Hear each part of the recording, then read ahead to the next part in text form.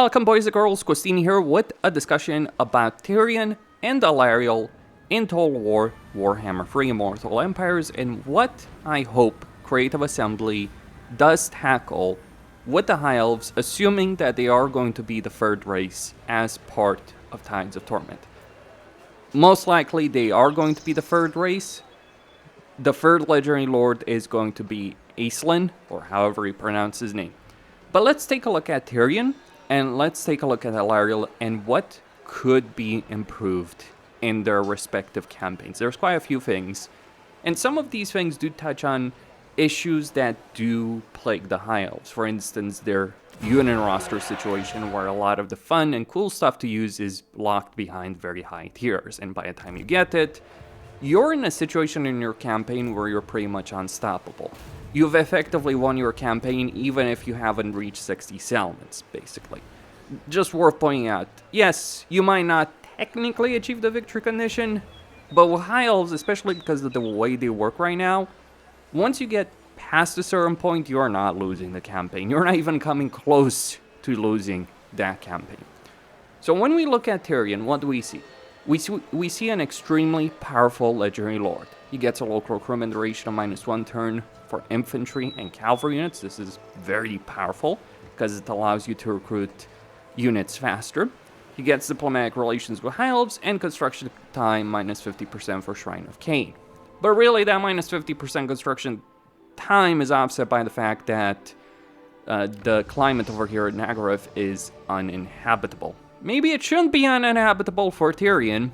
That is one of the issues that he does have in his campaign.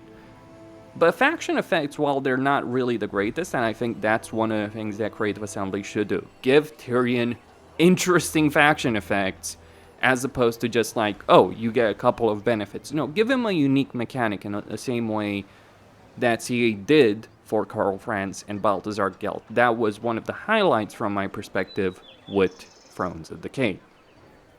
Beyond that, if we look at Tyrion as a lord, it's upkeep and recruit rank for Ladder and Seaguard. Powerful, it works, it gets the job done. Maybe it should be changed to become a bit more interesting. But here's my issue with his Legendary Lord design. You get the choice between Majesty of Ulthuan and Bloodline of Anarion. This is supposed to represent Tyrion's dual nature and perhaps the dual nature of High Elves in general. But when we look at these skill lines, there is no reason whatsoever you would ever pick Bloodline of Anarion. Tyrion is already very strong in combat, so just making him stronger is not really going to yield those kind of greater results. In fact, this is going to hurt you quite a bit because you're losing quite a bit of control over here, -4 control.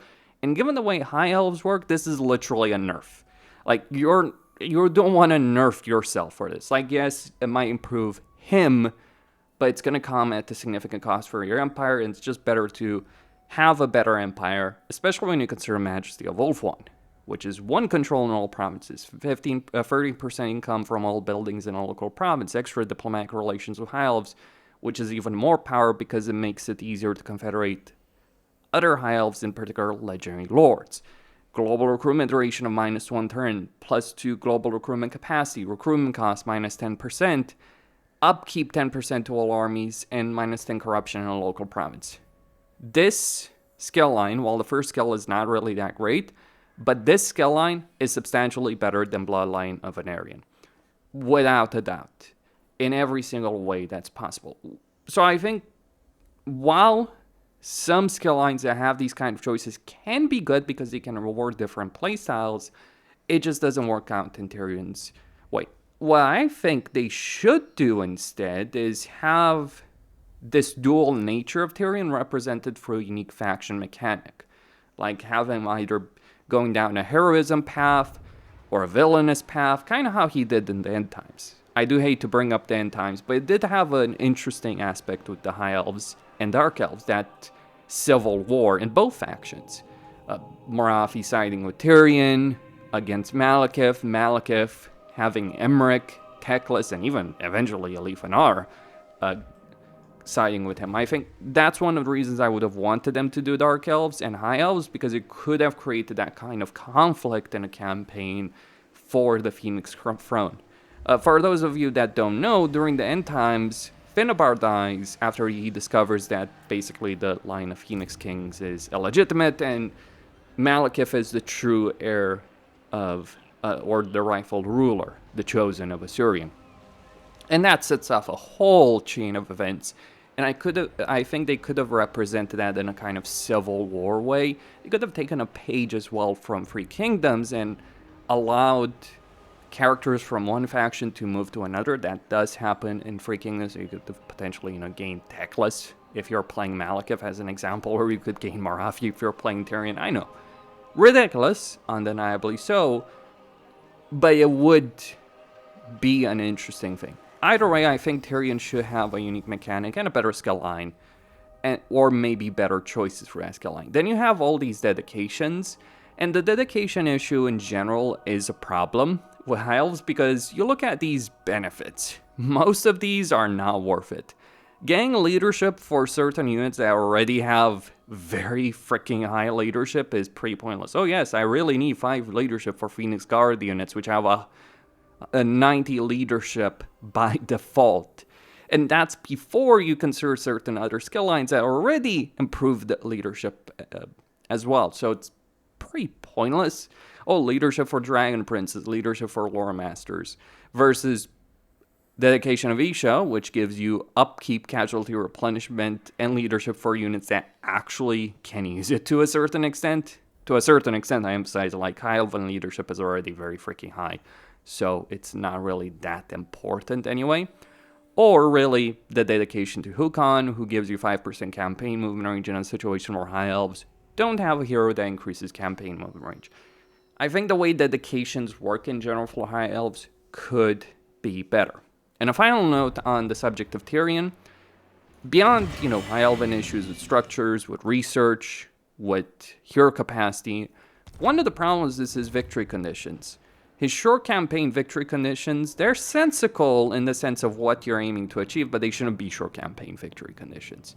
Wiping out Morathi and Malekith should be a long campaign victory condition, and short should be something to deal with the factions over here, like dealing with Noctilus, Nakari, that kind of stuff, right? Not Grom, that's Alfarian's thing, but dealing with Noctilus, securing Wolfon or a decent portion of Wolfon would be very sensical, and long campaign should be Malekith or Morathi.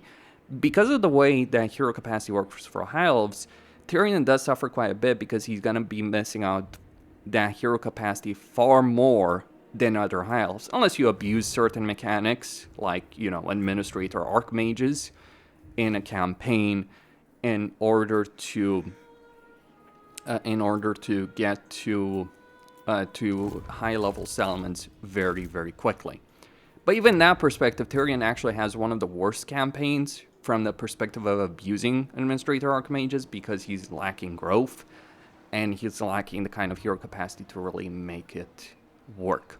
So those are the kind of things that I would look to change, is make him more interesting, add more variety in his campaign, improve his victory conditions, improve his unique skill line, and give him a unique faction mechanic that would go a long way. Also, maybe some climate improvements would be in order too. Then we have Alarielle, who is, in reality, the strongest legendary lord of the High Elves from an empire building perspective, because she gets a lot of benefits from that point of view, including a significant benefit that allows her to field more heroes than all the other High Elven legendary lords, maybe all the other High Elven legendary lords combined, because she can increase hero capacity at tier 3 as opposed to tier 4 through a special structure from which she can get handmaids and also recruit Sisters of Avalorn.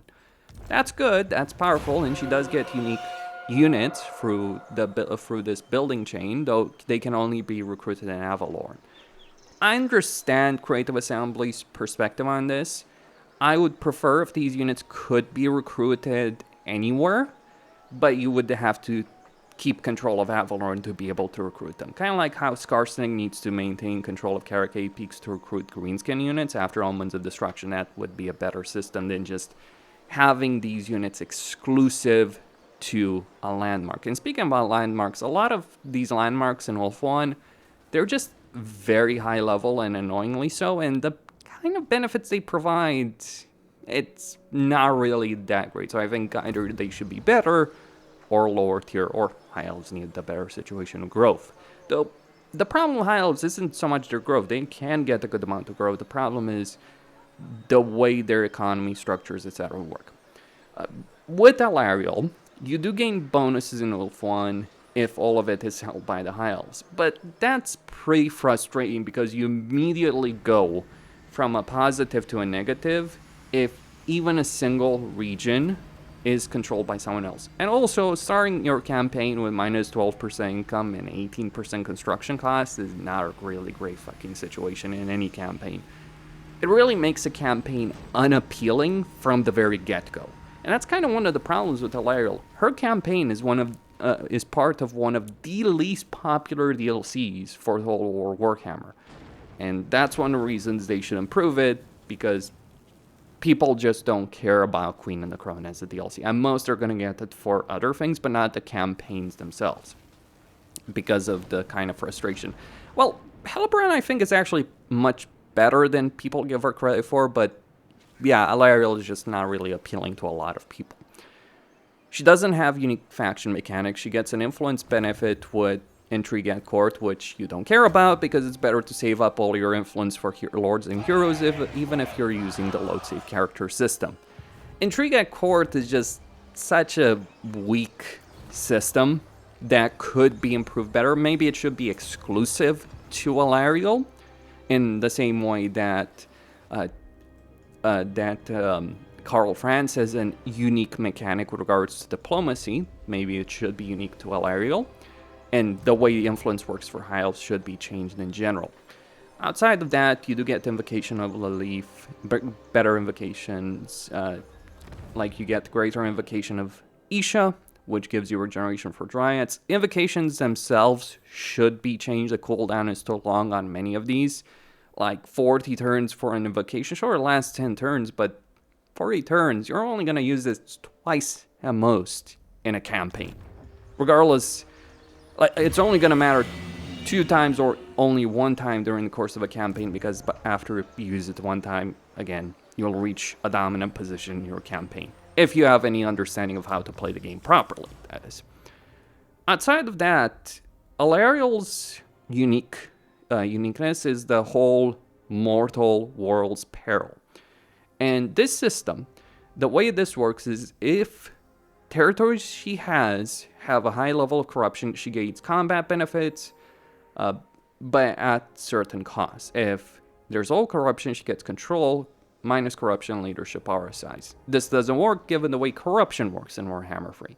Now, Creative Assembly have said that they are looking to improve the corruption system and public order system, but, you know, I've said it before and I'll say it again, I think there's better things they could focus their efforts on than this.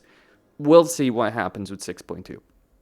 Regardless of that, it just would be better to have a superior system for Alarielle over here, because right now you're never going to get to a high level of corruption, nor do you want to get to a high level of corruption. So maybe you could have something of a dual nature for Alarielle's campaign as well, like I mentioned with Tyrion. Beyond that situation, you get Isha's blessing, you're missing the dedications, and like with Tyrion, you have a choice between 2 skill lines, though one is much better than the other. You have Tradition Dictates versus Blood and Fire.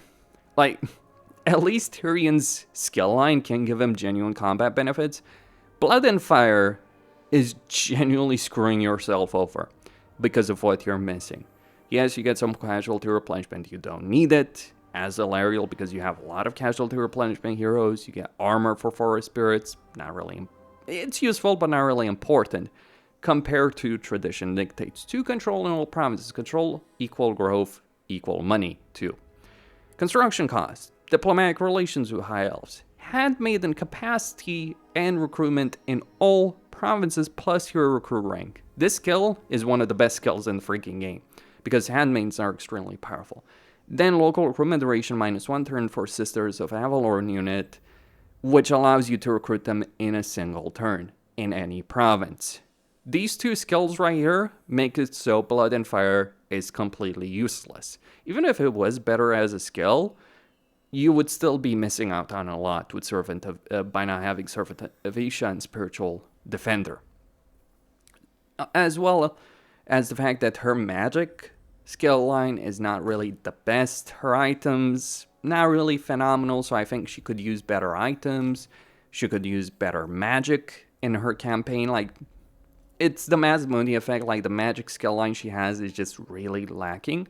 On the flip side, because of all the handmaidens she has, she can make perfect use of the Sword of Cain, but maybe one of the things that CA should do is rebalance handmaidens, because right now, they are ridiculously good.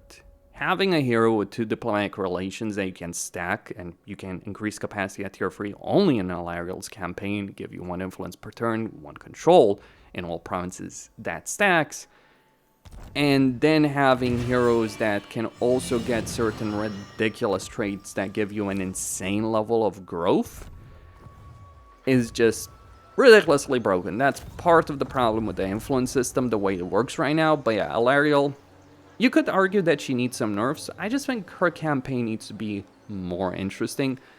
Also, the problem with Defender Wolfwan, the issue I've encountered a lot of the times, modded, unmodded, doesn't matter. I've played plenty of campaigns. It just bugs out. As in, it won't fill up. I've never gotten it to 100%. In fact, I'm thinking really hard. Have I ever seen this meter at 100%? No, I don't think so. Maybe once, if I think really, really hard about it, but pretty sure it was not the case. So this meter can bug out. It's kind of like how frustrating the Harmony meter was for Cafe, and thankfully they changed that, but it has all those kind of issues. If it's positive, great. If it's negative, really frustrating to deal with as a system. It's not quite as frustrating dealing with the Harmony system every single turn as Cafe was before Shadows of Change, but it's still a huge annoyance to be dealing with Defender of Wolfwan, so I think that system should be changed. That's all I had to say. Questine here signing out. Don't forget to subscribe, like, and enable notifications. Stay tuned for more.